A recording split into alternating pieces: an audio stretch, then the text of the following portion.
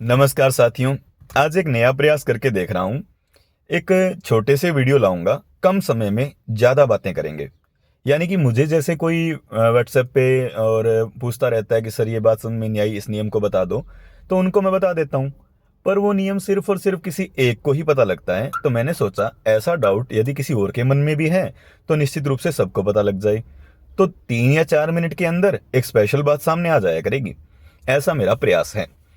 इसके लिए मैं कोई स्टूडियो का यूज़ नहीं करूंगा। जहां फ्री बैठा हूं, जैसा बैठा हूं, उस मोबाइल का यूज़ करके मैं रिप्लाई किया करूंगा और वो ज्ञानवर्धक बात यदि होगी तो सबके लिए भेज दिया करूंगा।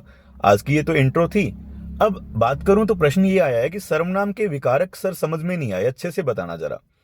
अब विकारक की जहां तक मैं बात करता हूं, विकारक क्या होता है दोस्तों, सुनो। जो विकार लाता है यानी चेंज लाता है, संज्ञा में, सर्वनाम में, विशेषण में, क्रिया में चेंज लाता है। अब ये विकारक कौन कौन होते हैं?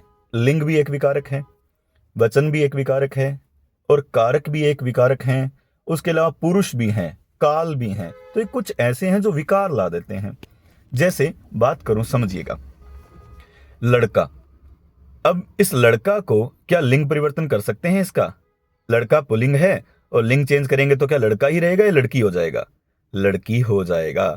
मतलब संज्ञा के अंदर तो लिंग ने परिवर्तन की पावर है, लिंग ने परिवर्तन करवा दिया। क्या लड़का अकेला है तो लड़का रहेगा, ज्यादा है तो भी लड़का रहेगा? नहीं, ज्यादा है तो लड़का नहीं रहेगा। मतलब लड़का से लड़के हो जाएगा। तो वचन ने भी संज्ञा पर अपनी पावर चला दी। वचन के कारण भी क्या हो गया? संज्ञा में परिवर्तन। लिंग के कारण भी क्या हो गया? परिवर्तन। अब ऐसा ही देखो सर्वनाम के साथ सोचो। मैंने बताया कि सर्वनाम लिंग उसका विकारक नहीं बन पाता। लड़का था, लिंग ने अपनी ताकत दिखाई, उसे लड़की बना दिया, पुल्लिंग स्त्रीलिंग चेंज कर दिया।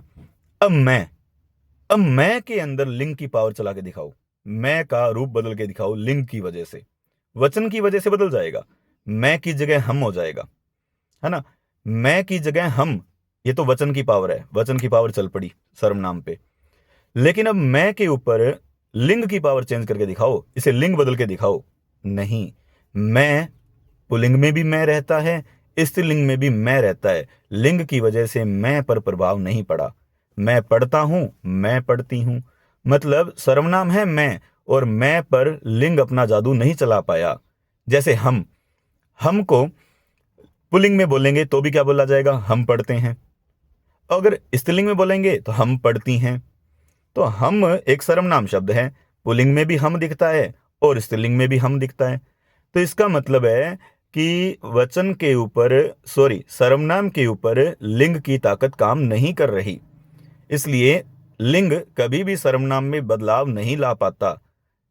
तो लिंग सर्वनाम का विकारक नहीं हो सकता। सर्वनाम के विकारक कौन से हो सकते हैं? वचन होता है दोस्तों, मैं से हम चेंज हो जाता है। कारक हो जाता है मैं, मुझे, मुझसे, ये कारक के चेंज है। कारक अपनी जादू दिखा रहा है, सर्वनाम को बदल रहा है। ऐसे ही पुरुष भी बदल देता है। पुरुष का मतलब उत्तम पुरुष, मध्यम पुरुष, अन्य पुरुष, मैं, आप, तुम, ऐसे करके चेंज करवा देता है। तो यहां ध्यान करना, असल में सर्वनाम का विकारक लिंग नहीं हो सकता। इसके विकारक वचन और कारक ही मुख्यतः माने जाते हैं। इस बात को ध्यान रखेंगे। Thank you. उम्मीद है बात समझ में आई होगी। और मेरा नया प्रयास कैसा लगा? कम समय में ज्यादा बातें बताइएगा जरूर।